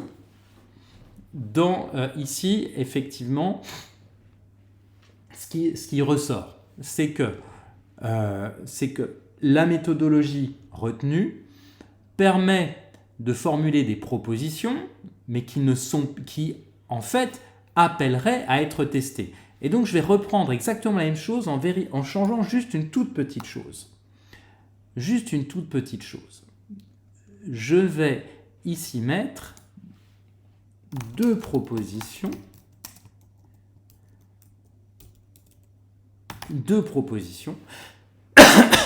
qui ne sont pas des affirmations. Et on va voir comment c'est apprécié. Ce qui va être intéressant, ça va être ici, en fait, à partir du 4. Explication alternative restante. Puisque vos affirmations suggèrent un moteur d'action, la pérennité, une condition structurelle, les facteurs suivants restent en suspens. Isomorphisme institutionnel. La transparence peut être une limitation de standards internationaux pour paraître légitime sans lien réel avec la pérennité. Pression des parties prenantes. Un partenaire bancaire ou un fournisseur peut avoir imposé des changements. Biais de rationalisation. Les dirigeants interviewés sur 3 ans peuvent avoir reconstruit une cohérence logique entre contrôle et information qui n'existait pas au moment des faits. Mais ce qui est intéressant ici, c'est surtout analyse de légitimité. L'écart majeur réside dans la formulation de mécanismes conditionnels préalables à un site à partir d'un échantillon minimal dont les variables constituelles sont volontairement ignorées. En excluant la crise, en fait, donc ici, ce qui pose problème, c'est toujours la même chose, c'est toujours le même type de problème, c'est qu'on a ici des termes qui induisent un lien de cause à effet et qui induisent en fait, oui c'est ça, un lien de cause à effet et du coup qui ignorent des éléments fondamentaux qui pourraient véritablement avoir une incidence majeure sur les résultats, tandis que les allégations, finalement, les propositions, ne sont pas permises par les données collectées, par les entretiens conduits auprès des dirigeants de ces deux entreprises. Donc là, le problème est un problème une forme de désalignement, quelque part. Mais on va y revenir. Et donc je vais finir ensuite sur le diagnostic de compatibilité lexicale et conceptuelle. Et donc là, ce qui est important, c'est de comprendre, mais ça on l'a déjà vu jusqu'à présent, c'est de comprendre que la formulation des choses a une incidence sur tout le design de recherche, sur l'architecture dans son ensemble. Et donc, la manière dont on formule les choses est déjà porteur ou suggestif de la méthodologie qui sera adaptée ou qui sera empruntée. Et donc, mal formulé au départ, ça peut conduire à des incohérences. Donc jusqu'à présent, ce qui me semblait très intéressant dans les 3 prompts que j'ai montrés jusqu'à présent, c'était de voir ce qui se passait quand on changeait un peu la formulation. Tiens, si je change un petit peu ceci, qu'est-ce qui se passe ? Et ben, il se trouve qu'en changeant telle chose, finalement, c'est pas juste un mot qui change, c'est toute l'architecture qui est remise en cause. Et donc quelque chose qui avec un mot ne fonctionnait pas, enfin fonctionnait bien plutôt, et ben quand on change ce mot pour un autre, et bien ça fonctionne plus. Et inversement, ça on l'avait vu avec les entretiens semi-directifs qui à un moment sont devenus des entretiens libres ciblés, et ben tout à coup on est passé d'une démarche qui était pas tout à fait cohérente, un peu bancale, à quelque chose qui devenait parfaitement cohérent. Donc ici, pour ce dernier prompt, diagnostic de compatibilité lexicale et conceptuelle. Rôle, tu es analyste de précision conceptuelle.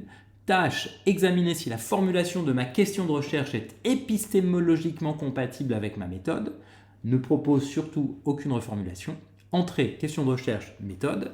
Format de sortie, mots impliquant la mesure, mots impliquant la causalité, mots impliquant l'interprétation. Compatibilité globale, cohérente, incohérente, fragile. Puis un paragraphe analytique expliquant les attentes épistémologiques créées par le vocabulaire. Ensuite, est-ce que la méthode y répond réellement ou apparaît l'attention conceptuelle? Donc là, on va faire tourner ce dernier prompt, mais normalement, vous avez bien compris avec tout ce qu'on a fait jusqu'à présent que, effectivement, le simple fait de changer un mot à un endroit, eh bien, peut tout faire basculer. Et donc, je vais quand même reprendre ici. Je vais d'abord reprendre avec des entretiens. Je vais prendre, alors, là, tac, donc, où en étais-je? Donc, la question de recherche, tac, méthode Grounded Theory selon Charmaz, et je vais mettre pour les entretiens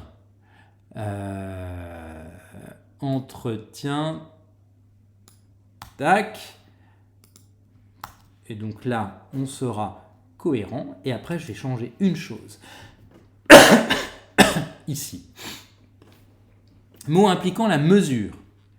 Certaines implique implicitement une fréquence, une proportion ou l'existence d'une population de référence par rapport à laquelle ces entreprises se distinguent.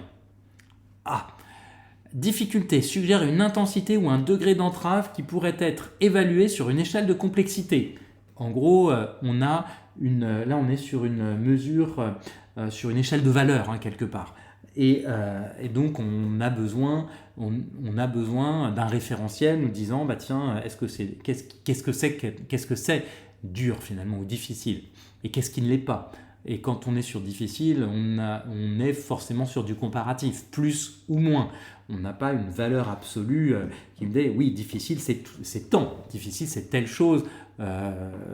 C'est une mesure. 2. Mots impliquant la causalité. Pourquoi? Appelle classiquement à l'identification de facteurs déterminants, de variables explicatives ou d'un lien de cause à effet entre des conditions initiales et un résultat. Surmonte indique une transformation ou un passage d'un état A à un état B, suggérant un mécanisme de résolution. Mots impliquant l'interprétation. Divulgation d'informations.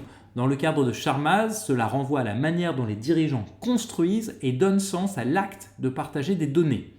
Gouvernance, notion sujette à des interprétations sociales et familiales variées selon les acteurs. Compatibilité globale, fragile. Analyse conceptuelle.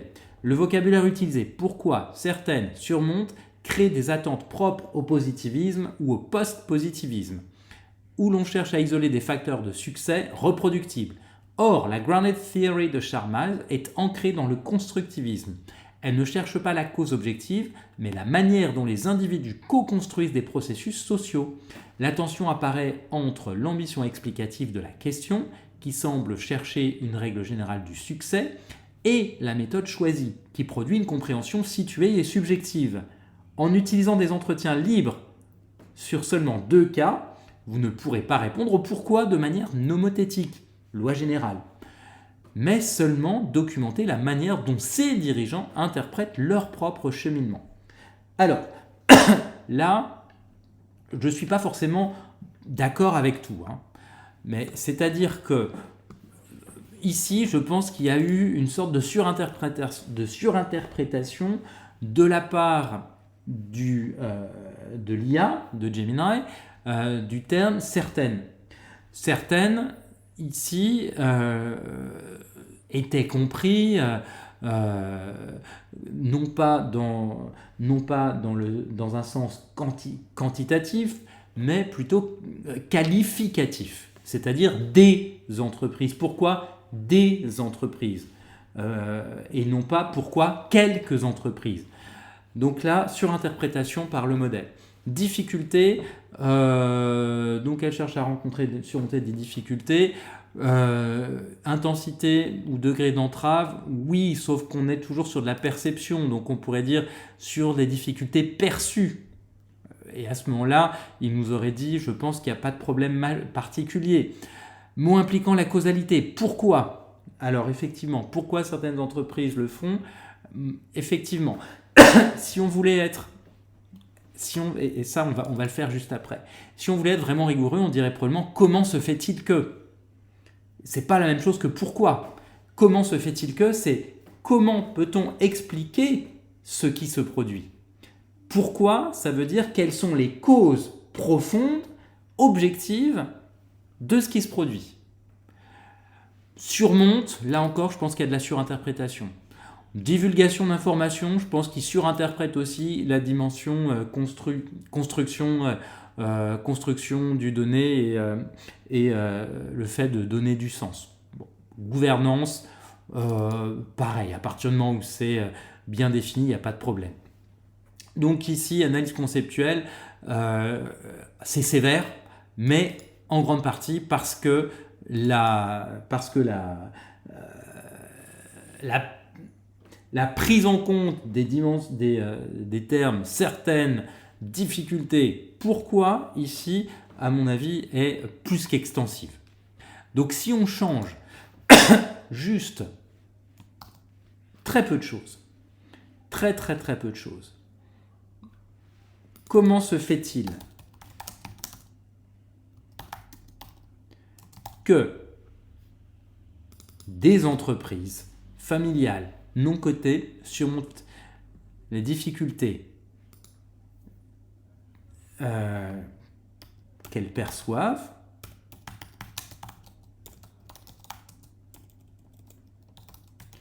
en lien à la divulgation d'informations sur la gouvernance. Donc, comment se fait-il que des entreprises familiales non cotées surmontent les difficultés qu'elles perçoivent en lien avec la divulgation d'informations sur la gouvernance ? On va juste garder ça, c'est-à-dire qu'on a changé le pourquoi en comment se fait-il.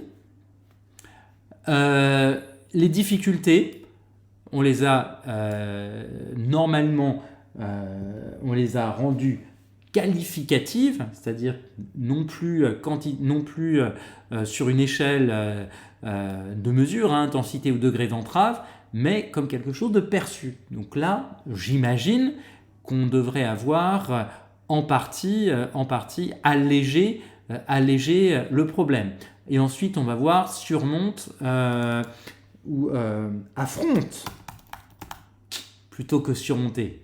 Surmonter, ça suppose effectivement qu'elles ont trouvé une solution. Là, on a des difficultés, et comment on fait face aux difficultés qu'on perçoit. Donc là, on a changé quatre mots. On va voir tout de suite ce que donne ici le fait d'avoir changé 4 mots. Alors, intéressant, des mots impliquant la mesure.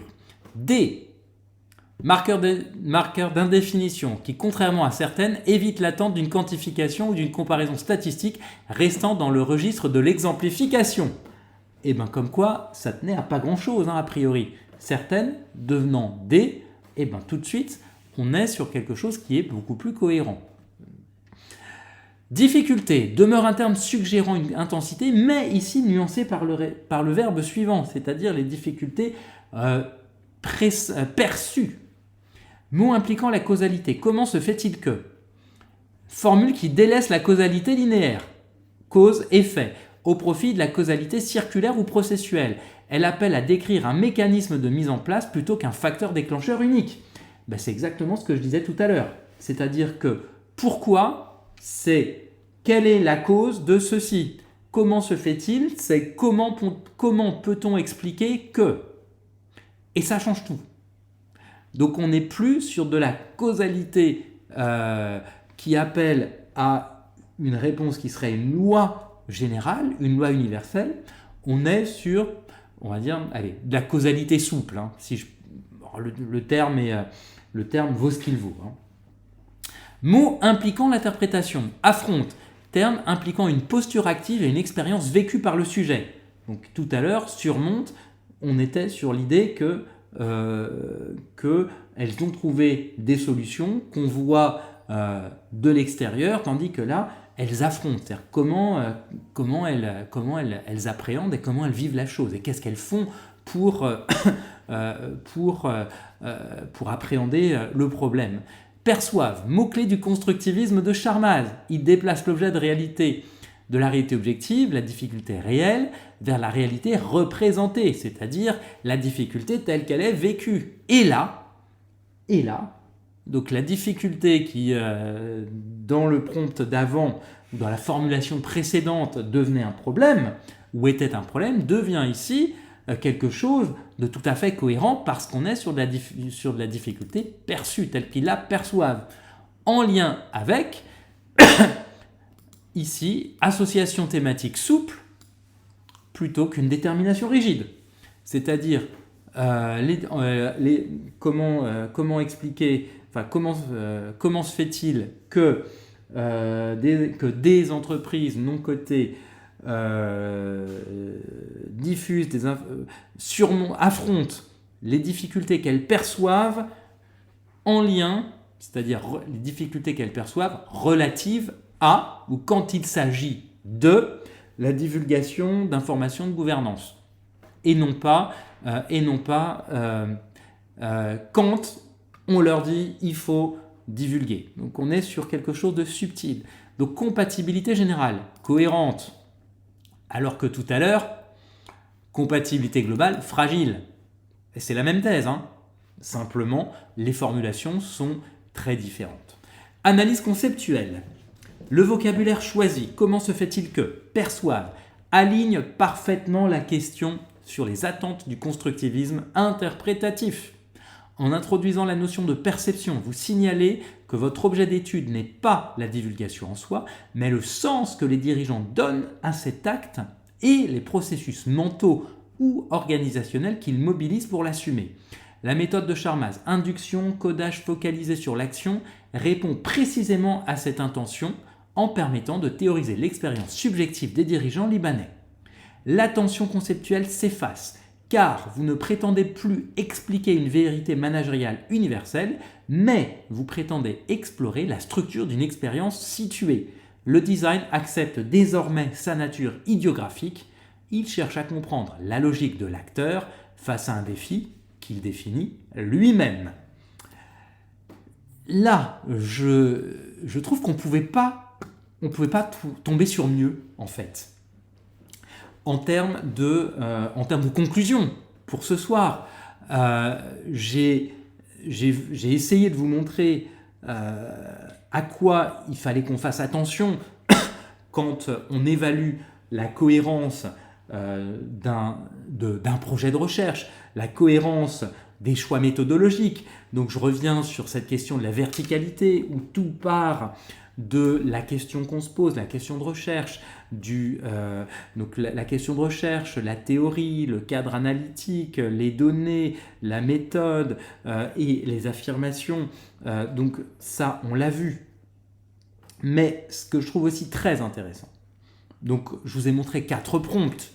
Donc 4 prompts, un sur la cohérence verticale, un sur le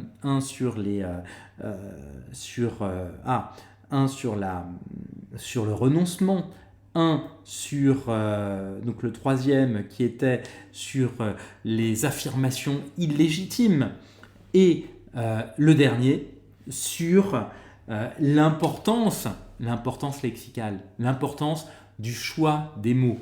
Et tout au long de la soirée, sur les 3 premiers prompts qui auraient pu suffire finalement, vous avez pu voir qu'en changeant un mot ou deux, eh bien, on rendait un projet de recherche cohérent ou pas. Et là, je voulais en venir là-dessus, c'est que le choix des mots est tout sauf neutre. Le choix des mots est très très très important. La précision du vocabulaire est déterminante quant à la compréhension qu'on peut avoir de votre travail et du coup quant à l'acceptabilité de celui-ci. Donc ça n'est pas parce qu'il y a une incohérence linguistique ou c'est lexical, pardon, que le travail est mauvais. Non, ça veut dire qu'il y a un problème, de connexion. C'est-à-dire que certains termes employés suscitent chez le lecteur certaines réactions. Et donc, quand on met ensemble des choses qui ne vont pas ensemble, eh ben, à un moment, chez le lecteur, ça disjoncte. C'est ça que ça veut dire. Et si ça disjoncte, c'est que, et lorsque ça disjoncte plutôt, c'est que quelque part, le lecteur, à un moment, ne comprend plus, il ne sait plus où on est. Donc, je lui dis que je vais laisser le terrain faire remonter une théorie, d'un côté, d'accord, et puis en fait, on se rend compte que je pose une question qui impose qu'en fait, on fasse autrement.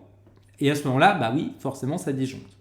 Et là encore, le problème n'est pas tant un problème de fond, un problème de choix, c'est un problème de formulation et d'ancrage dans une tradition de recherche.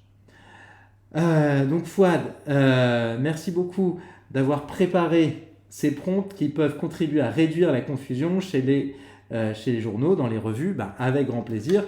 Je te souhaite une bonne soirée, une bonne nuit, et donc au plaisir de te revoir prochainement quand tu auras passé la cérémonie de remise des diplômes. Quand tu voudras, eh bien, on pourra se mettre à la préparation de l'ouvrage.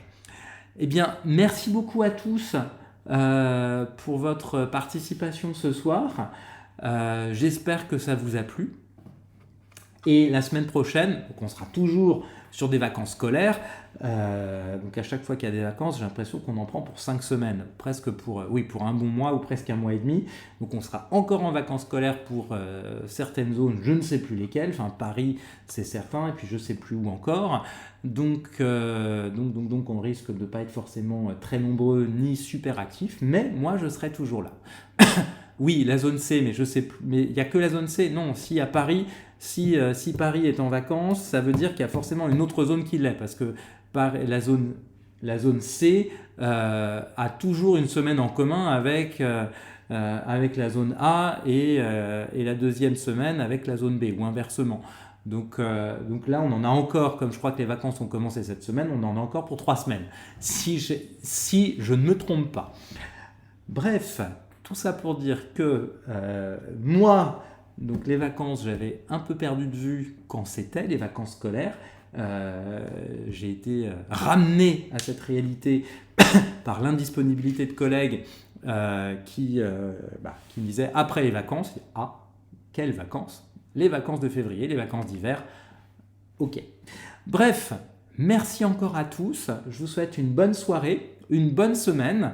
Et donc lundi prochain, je continuerai sur des questions de méthodo. Et là, je commencerai progressivement à entrer dans je ne vais pas dire dans le dur, mais à entrer dans les considérants, des considérants plus pratiques, pas techniques, mais plus pratiques, relatifs à la méthodologie, etc. Bien, merci à tous, merci à toutes. Bonne soirée Clément, bonne soirée à tout le monde, et je vous dis donc bonne semaine et à lundi prochain. Au revoir les amis.